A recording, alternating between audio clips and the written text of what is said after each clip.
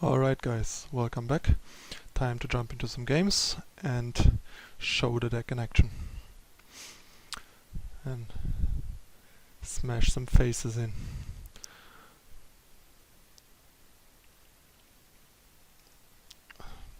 Taking a couple seconds this time to find an opponent. Hopefully not too long.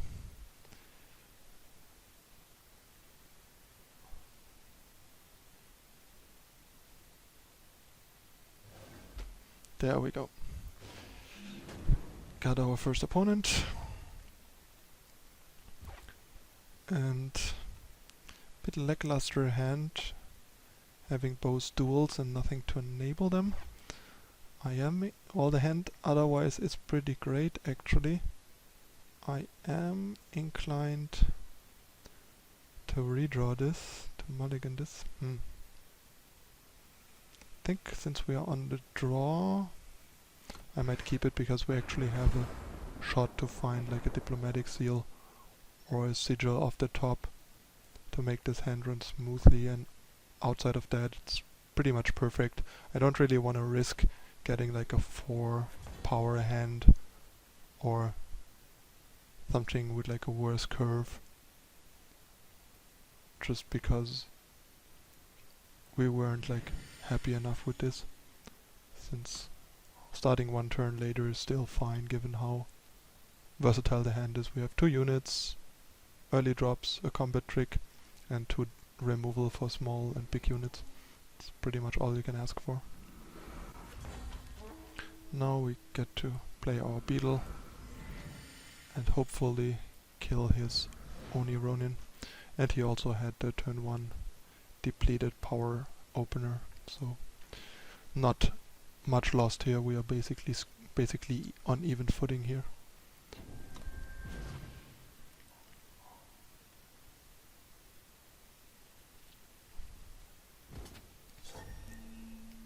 Glad he doesn't have power into Sword of Icaria here though, because that would have been pretty punishing. I think I actually wanna block here.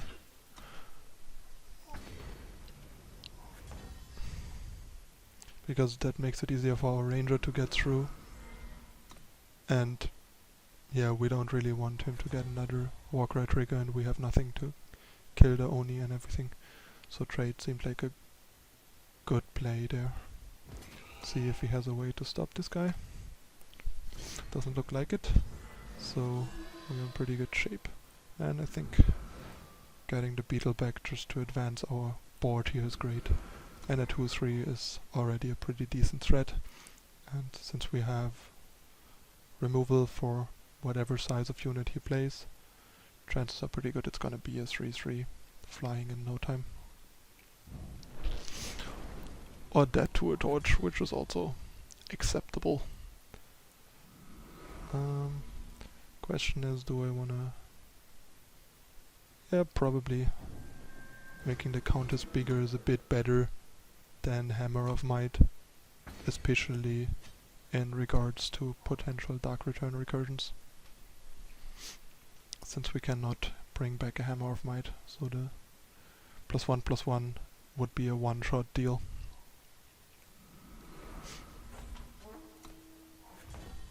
And yeah, that's kinda nice, like our apprentice can just threaten to trade here. We don't even really need to waste our Suffocate. And yeah, as you can see, I am running 27 power, kept a 2 power opener on the draw, and I'm still stuck on 2.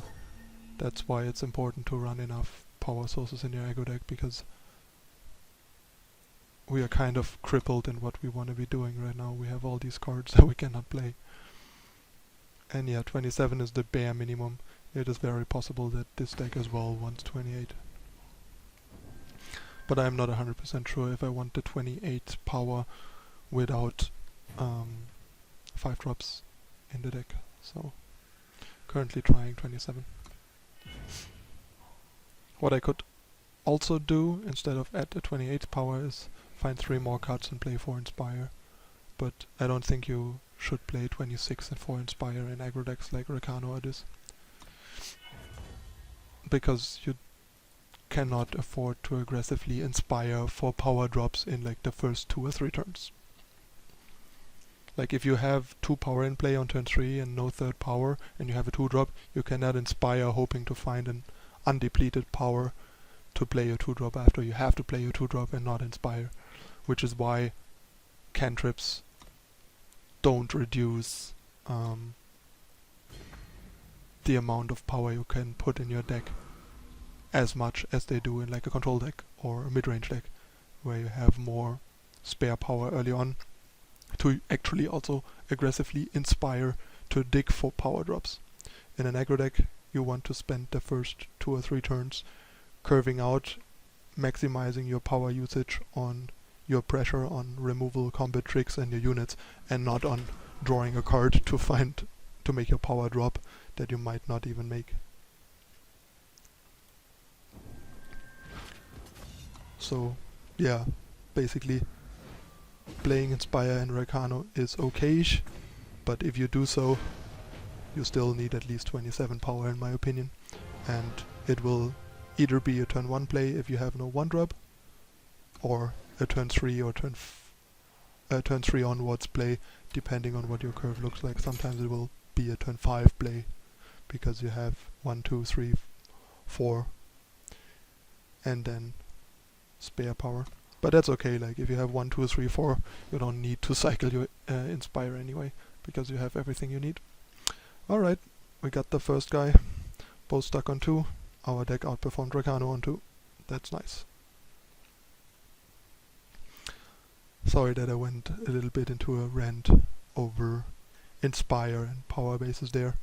Hope that was interesting and helpful to you guys nonetheless, even though it wasn't that game related, but the game was kind of like playing itself there with our opponent stuck on 2 and we clearly having a better draw to operate on 2. That is another card I'm willing to keep on the draw. On the play I might ship it because we have too many cards that we need extra power draws for, but with 1 draw step more, chances of getting 3 power for our countess on 3 is enough. Plus we already have double shadow, so we literally need only any power draw, not specifically a black power draw. But yeah, on the play, ship a hand like this, too risky. You're gonna play that on the play, you're too often just gonna play that Crown Watch Paladin and nothing else and just lose the game. I mean, as you can see, it even has a fair chance of happening on the draw, but it's a lot less likely on the draw, since we draw an extra card on the draw. And if we draw the 3rd power, that hand is actually really great. But unfortunately we didn't, so gotta make do with what we draw. Think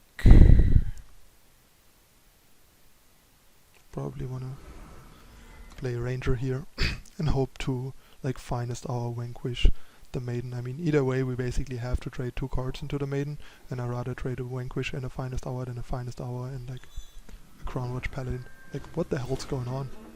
Maiden into Hammer of Might? This is so weird.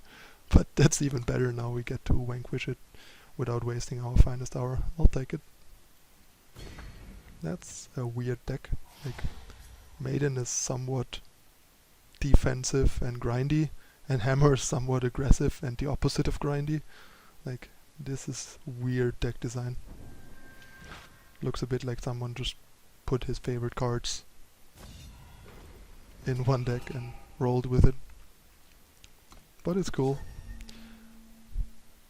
We are more aggressive than he is and got extra value from his weird deck design choices. In terms of tempo and cards, we got a 2-for-1 there and traded 2 power for 8 power. So that was a huge blow. And put us back on track after having been behind. Yeah, I guess attack and hope to trade and then return our Ranger. Just hope he doesn't have a trick himself. He does. That's unfortunate. But I think we had to try regardless.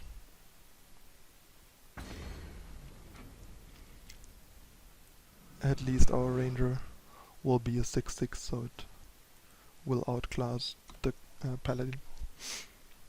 And once we start drawing power, we have a grip full of cards while he is already basically out of cards.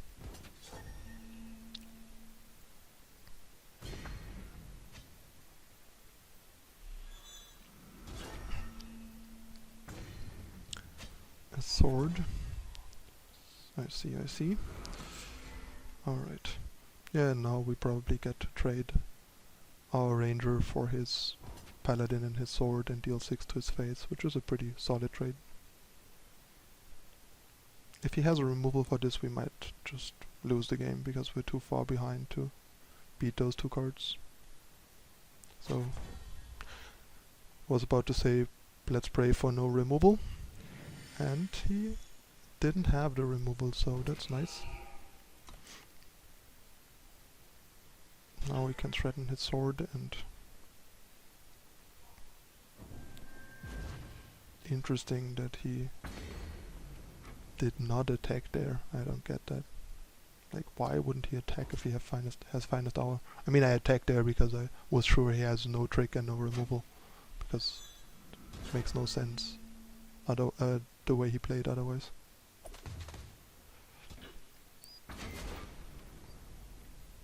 Yeah.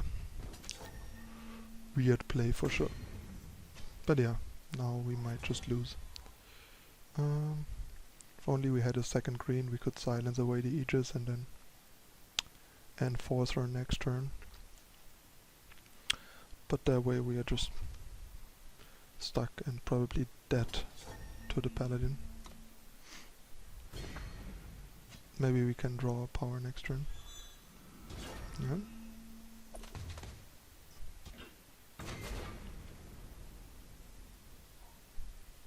Okay, that's too late then. He got us. But yeah, once again, kept the 2 power hand on the draw. Never thought a 3rd power. Might just put that 28 power in there. Losing like this is just so frustrating.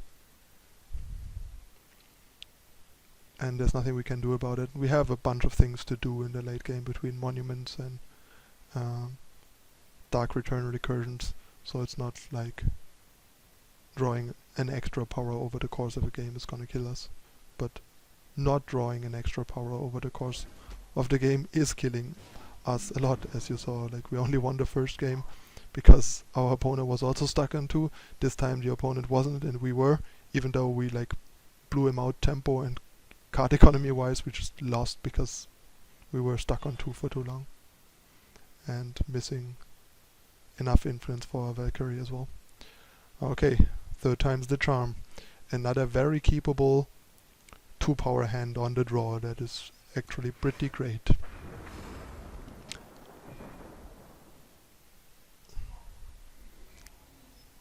Let's see if we finally get a 3rd power by turn 3. We do! That is great. Stellar even. And yeah, that's like the dream. Playing a Tinker Apprentice into an Oni, enhancing a Groundwatch Paladin. It's like, couldn't be any better. And it probably feels disgusting for our Rakano opponent. Our deck is ironically fairly good in the Rakano pseudo mirror, so that is kind of nice.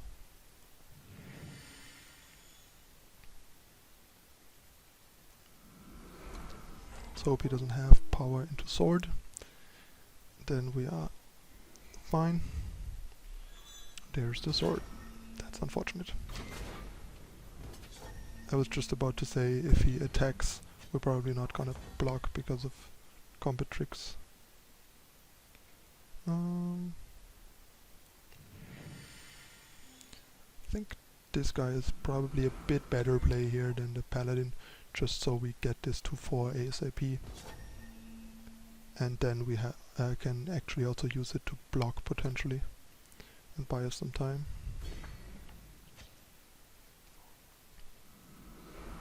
Or get it silenced, I guess. Nice.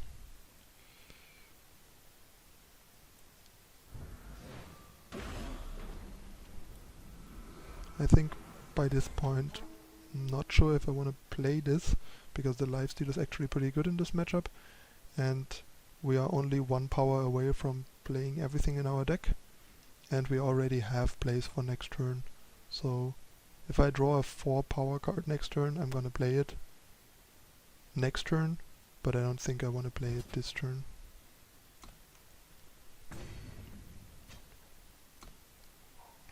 If I had a 4 power card in my hand, I would play it.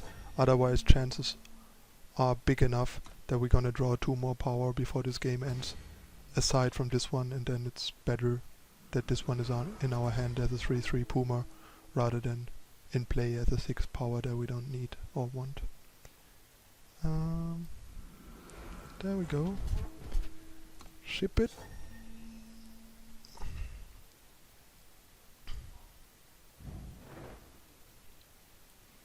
That wasn't the smartest play. You should not wait with your torch for the opponent's combat, so they can get maximum value from their finest hour.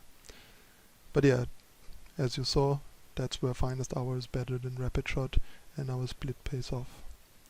Yeah, I think once again, no point in playing the monument. If I draw a 4 power card next turn, I'll just play the monument and the removal, and if I draw something else, I can play it anyway, because all the 1 to 3 power cards we can play, and the 1 and 2 power cards we can even play alongside our Suffocate. No blocks. The Warcry is stacking up a bit too much for my liking. Let's hope we find a removal soon. Yuck. We found a removal, but the wrong removal. That is not gonna go well for us.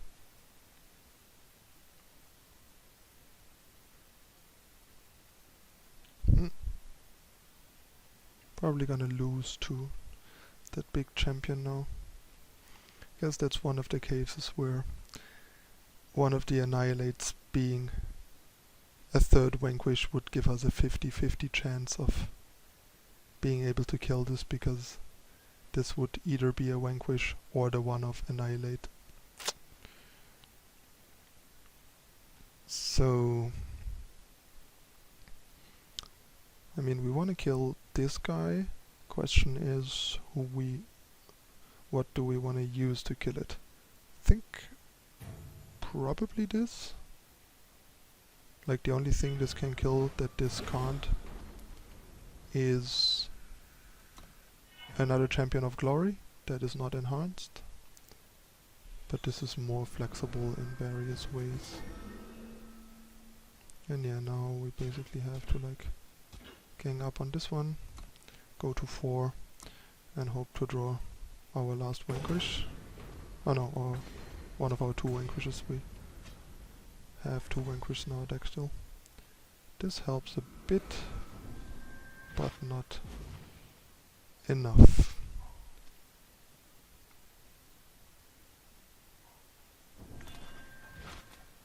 He got us. Yep. I guess that was a game that we lost fair and square, because we managed to draw our power but just didn't get there. Alright, that's the end of the first half of the games with Argenport Aggro.